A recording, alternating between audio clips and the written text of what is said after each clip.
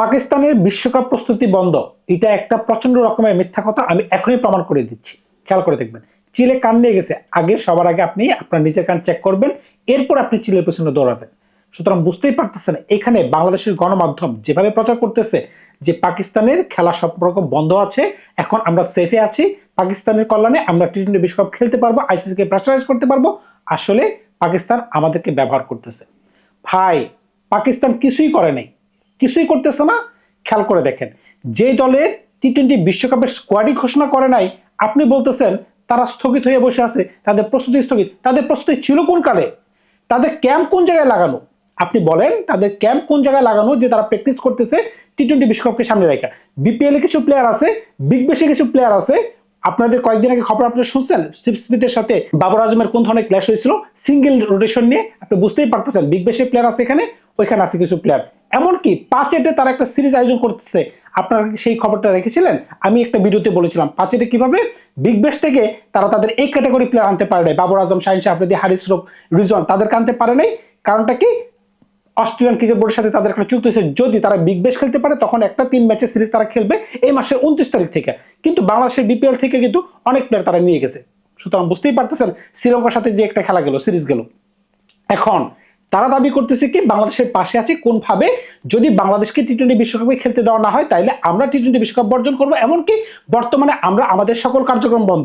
ভাই, আপনাদের কার্যক্রম কোথায় শুরু হয়েছে? কোন জায়গায় আপনারা ক্যাম্প লাগাইছেন? আপনারা প্রস্তুতি নিচ্ছেন? পাকিস্তান যে মিথ্যাবাদী, এটা শোনার পরে তো আপনাদের আরো বিশ্বাসযোগ্য হওয়ার কথা। কারণটা কি দেখেন, আমরা কিন্তু মিডিয়ার খবর শুনে মিডিয়াতে প্রচার করতেছি।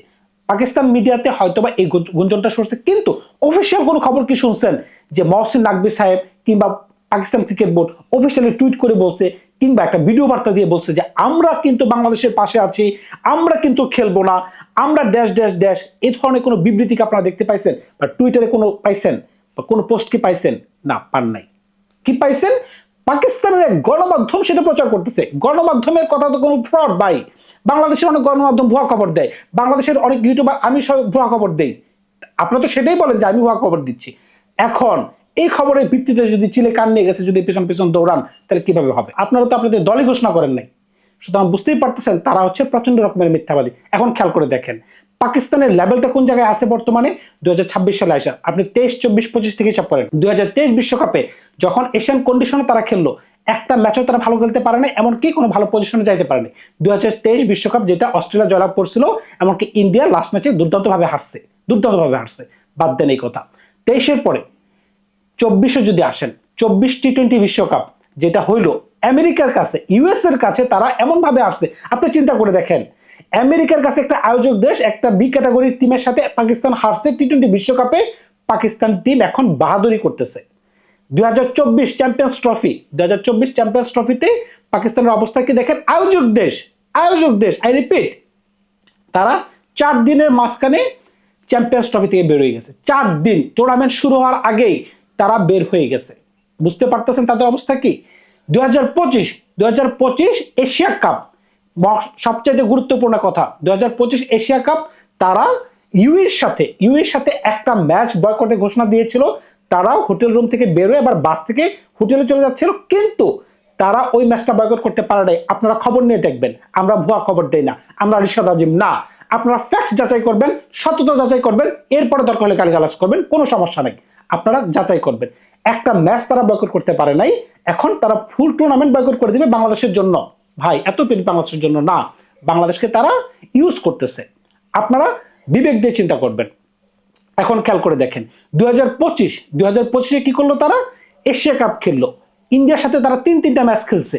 এখন 3-3টা ম্যাচে তারা এমন ভাবে হারছে, সুতরাং বুঝতেই পারতেছেন এখানে কিছুই বলার নেই। পাকিস্তানের অবস্থানটা কোন পর্যায়ে আছে এখন? 2026 সালে এসে পাকিস্তানের উচিত কি ছিল?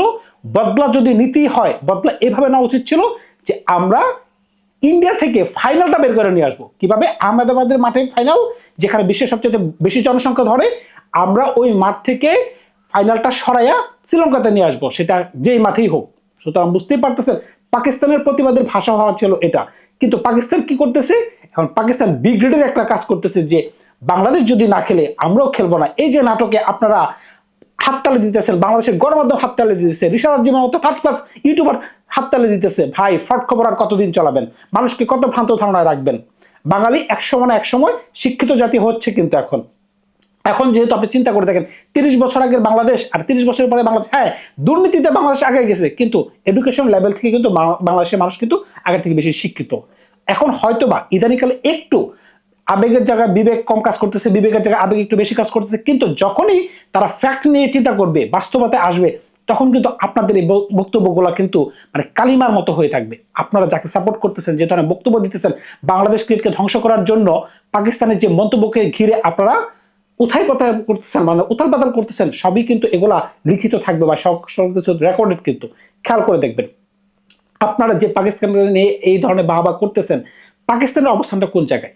যেখানে পাকিস্তান টিম এখনো টি-20 বিশ্বকাপের দলই ঘোষণা করা নাই, তারা এখনো জানে না বাবরকে তারা রাখবে কিনা। কারণটা কি, তারা লাস্ট পর্যন্ত অস্ট্রেলিয়ার সাথে এই সিরিজটা খেলতে যাচ্ছে এবং এই সিরিজের পারফরমেন্সের উপর ভিত্তি করে তারা টি-20 বিশ্বকাপের দল আয়োজন করতে চাচ্ছে, মানে দিতে চাচ্ছে। সুতরাং বুঝতেই পারতেছেন তারা কোন পর্যায়ে আছে, যেখানে বাকি 15টা দল, 20টা দলের মাঝখানে 15টা দল ইভেন বাংলাদেশ পর্যন্ত স্কোয়াড ঘোষণা করে দিয়েছে।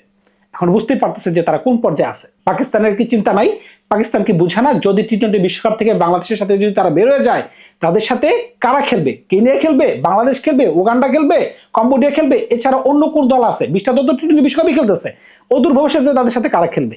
পাকিস্তানের কি চিন্তা নাই যে পাকিস্তানের আর্থিক কাঠামো যে দুর্বল, ক্রিকেট যে দুর্বল, এখন যদি তারা টি-20 বিশ্বকাপ থেকে বের হয়ে যায়, এখন শুধুমাত্র প্রেশার ক্রিয়েট করার জন্য, আইসিসিকে প্রেশার দেওয়ার জন্য, ভারতকে প্রেশার দেওয়ার জন্য, এমনকি বাংলাদেশকে একটা ভুয়া সান্ত্বনা দেওয়ার জন্য পাকিস্তানের ধরনের কাজ করতেছে। এগুলো যদি আপনারা বিবেক দিয়ে চিন্তা না করেন, যে দল চ্যাম্পিয়ন্স ট্রফি থেকে আয়োজক দেশ হিসেবে 4 দিনে বের হয়ে গেছে, কোনো ধরনের অ্যাচিভমেন্ট নাই, শুধুমাত্র তাদের বাকবিতণ্ড ছাড়া আর কিছুই নেই। তাদের প্রিমিয়াম 2জন পেস বোলার ছিল, শাহিন শাহ আফ্রিদি, হারিস রূপ, হারাই গেছে ভাই, হারাই গেছে। বাবর আজম, যার সাথে কিংকলি তুলনা করা হতো, তাকে অস্ট্রেলিয়ান স্টিভ স্মিথ অস্ট্রেলিয়াতে ধোয়াই দিছে, সিঙ্গেল নিছে না তাকে বিরুদ্ধে। কারণটা কি, আরে ভাই তুমি 37 বলে কোন রানই করতে পারো নাই, তোমাকে আমি কেন সিঙ্গেল দিব? এরপরের ওভারে কিন্তু স্টিভ স্মিথ 32 রান করতে পারছে। সুতরাং বুঝতেই পারতেছেন গণমাধ্যম চোখ। তা এখন পাকিস্তানি প্লেয়ারদেরকে এইভাবে ট্রিট করা হয়। আপনি চিন্তা করে দেখেন, পাকিস্তানের বাবর আজমের অপোনেন্টে যদি অন্য কোনো প্লেয়ার থাকতো, অদু মধু কদু যদু, মানে এই ক্যাটাগরির, মানে আপনি চিন্তা করে দেখেন বাবর আজমের হাইপটা কোন জায়গায়। যখন বাবর আজমকে আপনি কিংকলির সাথে তুলনা করবেন, তাহলে কিন্তু ওই ক্যাটাগরি প্লেয়ারই কিন্তু রাখতে হবে অপর প্রান্তে। তাহলে কি স্টিভ স্মিথকে সিঙ্গেল না নিতে পারতেন? বাবর আজমের কোনো গণাই নেই, পাকিস্তানের কোনো গণাই নেই। বর্তমান ক্রিকেট বিশ্বে পাকিস্তানকে কেউ গণাই ধরে না। কারণ কি, কিন্তু ইন্ডিয়া পাকিস্তানের ওই যে একটা রাইভারি আছে, এই কারণে আইসিসি তাদেরকে একটু মূল্যায়ন করে, সেটা আমি মানি। কিন্তু পাকিস্তান যে কোনো কারণেই এইবারে টি-20 বিশ্বকাপে যে বর্জন করবে না, সেটা আপনারা লিখে রাখতে পারেন। শুধুমাত্র গুঞ্জনের কারণে, শুধুমাত্র একটা মিডিয়ার গুঞ্জনের কারণে আপনারা এইভাবে একটা রং তামাশা করতেছেন, এই ধরনের খবর দিতেছেন, এই যে মিথ্যা প্রচার করতেছেন, দিন শেষে কি আপনাদের বিবেক একটু আপনাদেরকে বাধা দেয় না যে আমরা যে মিথ্যা বলতেছি, এই যে মিথ্যা টাকা উপার্জন করে আমার স্ত্রী সন্তানদের আমি খাওয়াচ্ছি, বা আমার পরিবারের পিছনে বা আমার পিছনে আমি ব্যয় করতেছি, বা আমি এই টাকাটা ধর্মীয় কাজে লাগাচ্ছি, সব যে ভুয়া খবর। কেন রে ভাই, কেন? এই যে রিশাদ আজিম একটার পর একটা ভুল তথ্য দিয়ে যাচ্ছেন, অনফিল্ড তো এখন ভিডিও দিচ্ছে না ভয়ে। সুতরাং বুঝতেই পারতেছেন যে এইভাবে কিন্তু খবর প্রচার করা যাবে না। বাংলাদেশের গণমাধ্যম কি বলতেছে? বাংলাদেশের গণমাধ্যম বলতেছে পাকিস্তান আমাদের পাশে আছে, আমরা এখন সেফ। 21 তারিখ পর্যন্ত কোনো ডেডলাইন নেই, আইসিসি আমাদেরকে কোনো ডেডলাইন দেয় নাই। হইতে পারে, হইতে পারে ESPN ক্রিকেট ফ্রড খবর দিতে পারে। এটা যদি হয়, তাহলে আমি তো চাই ভাই এটাই হোক। কারণটা কি, আমি তো মনে প্রাণে চাই যে বাংলাদেশ খেলো, 21 তারিখ যেন ডেডলাইন না হয়, আইসিসি যেন আমাদেরকে নিয়ে এখনো প্ল্যান বি রাখে, এখনো যেন স্কটল্যান্ডের প্রতি তারা চিন্তিত না করে, আমরা যেন এখনো প্ল্যানে থাকি। আমি তো সেটাই চাই। এরকম যদি হয়, বাংলাদেশের গণমাধ্যম যদি এটা যদি সঠিক বলে থাকে, আমি তাদেরকে স্যালুট জানাই যদি আপনারা এটা সঠিক খবর বলে দিয়ে থাকেন। সুতরাং বুঝতেই পারছেন পাকিস্তান যেখানে নিজের অস্তিত্ব নিয়ে টানাটানি করতেছে, এখন তারা যদি বলে যে না আমরা বাংলাদেশকে টিকায় রাখবো, হচ্ছে না ভাই, তারা নিজেদের কোনো তলি নাই। যদি কোনো কারণে এবার টি-20 বিশ্বকাপ থেকে পাকিস্তান ছিটকে যায়, তাহলে পাকিস্তানের বিকল্প কি হবে? আমরা তো বাংলাদেশের বিকল্প জানি স্কটল্যান্ড, তাইলে আইসিসিকে কিন্তু এখন পাকিস্তানেরও বিকল্প কিন্তু ধরে রাখতে হবে। কিন্তু অদূর ভবিষ্যতে পাকিস্তান যে বিগ্রেড টিম হয়ে যাবে, যদি এটা বাস্তবেই পরিণত হয়, এখন গুঞ্জন যেহেতু শোনা যাচ্ছে, যদি সেটা বাস্তবেই পরিণত হয়, বাংলাদেশের অবস্থা আর পাকিস্তানের অবস্থা যে কোন কাতারে যাবে, সেটা মহান সৃষ্টিকর্তা ছাড়া আর কেউ জানে না। তবে পাকিস্তান যে টি-20 বিশ্বকাপ খেলবে, আপনি লিখে রাখতে পারেন, আপনি লিখিয়ে রাখতে পারেন। কারণটা কি, তাদের অস্তিত্ব নিয়ে প্রশ্ন। তবে বাংলাদেশকে নিয়ে এই ধরনের নোংরা রাজনীতি পাকিস্তানে করা কি উচিত হয়েছে কিনা, সেটা কিন্তু আপনারা অবশ্যই কমেন্টস করে জানাবেন। ধন্যবাদ সবাইকে, ভালো থাকবে আপনারা। নতুন কোনো গল্প নিয়ে খুব শীঘ্রই হাজির হবো আপনাদের সাথে।